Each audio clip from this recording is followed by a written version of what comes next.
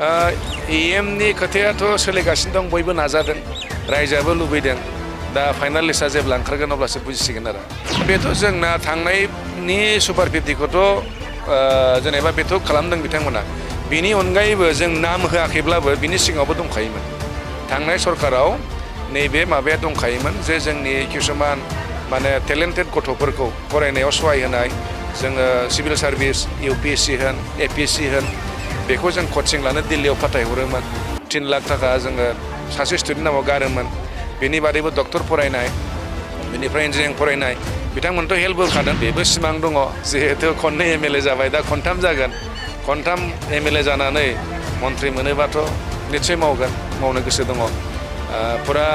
रायजो नाङैनो खनसे खामानि मावनो मोनसे गोसो दङ आरो बे प्रग्रामाथ' गथाय जोंनि हादोरसा नाङैनो खिन्थु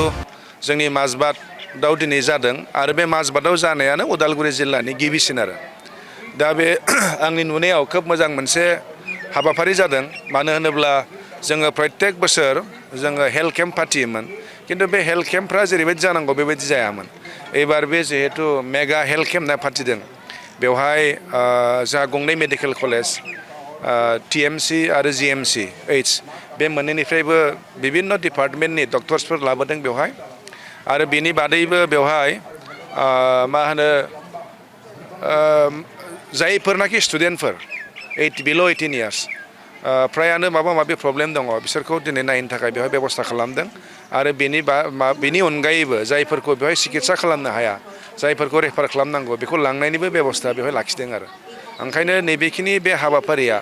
निस्सय खोब सहाय होगोन जोंनि दुखिया रायजो राजाखौ नङाबा जोंनाव मेरला हस्पिटाल जाबाय खिन्थु डक्टर अभाबनि थाखाय जोङो किसुमान बेमारफोरखौ जोङो जोंनि ओनसोलाव सिकित्सा खालामनो हाया दा ओंखायनो बेफोरखौ दिनै जिहेतु सिकित्सा होनायनि मोनसे बेबस्था बिनि अनगायैबो जायफोरखौ बेयाव हाया बिथांमोनखौ लांनानै बाहेरायाव सिकित्सा होनायनि बेबस्था बे जथेस्थ' मोजां जादों आरो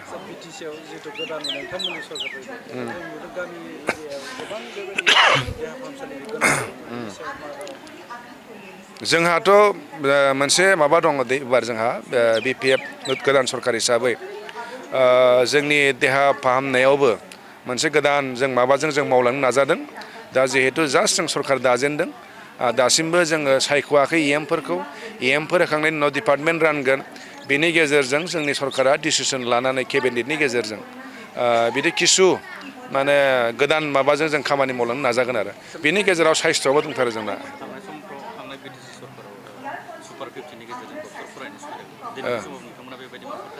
बेथ' जोंना थांनायनि सुपार 50खौथ' जेनेबा बेथ' खालामदों बिथांमोना बिनि अनगायैबो जों नाम होआखैब्लाबो बिनि सिगाङावबो दंखायोमोन थांनाय सरकाराव नैबे माबाया दंखायोमोन जे जोंनि किसुमान माने टेलेन्टेड गथ'फोरखौ फरायनायाव सहाय होनाय जोङो सिभिल सार्भिस UPSC होन APSC होन बेखौ जों कचिं लानो दिल्लीयाव फाथायहरोमोन 3 लाख थाखा जोङो सासे स्टुडेन्ट नामाव गारोमोन बेनि बादैबो डक्टर फरायनाय बेनिफ्राय इन्जिनियारिं फरायनाय बिथांमोनथ' हेल्प होखादों दा देग्लायनियावथ' आरो बांसिन जाबावगोन जोंहा एबार इयुथफोरखौ जौगालांहोनो थाखायनो एबार जोङो जोंनि मोनसे फ्लेगशिप प्रग्राम लानो नागिरदों आरो बेखौ मावफुंनो इयारलि जों 100 crore बाजेट लानो नागिरदों आरो साबसिनसो जाबावगोन आरोबाव गोजोन्थों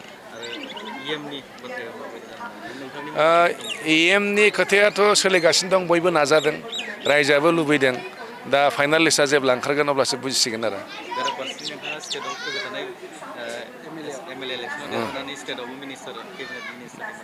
बेबो सिमां दङ जिहेतु खननै MLA जाबाय दा खनथाम जागोन खनथाम MLA जानानै मन्थ्रि मोनोबाथ' निस्सय मावनो गोसो दङ फुरा रायजो नाङैनो खनसे खामानि मावनो मोनसे गोसो दङ आरो मोननैबो मोजां आसाम हिसाबैबो मोजां आरो नैबावथ' BTC होनोब्ला गावनि लकेलावनो खामानि मावनो मोनसे सुजुग बियो मोननैबो मोजां आरो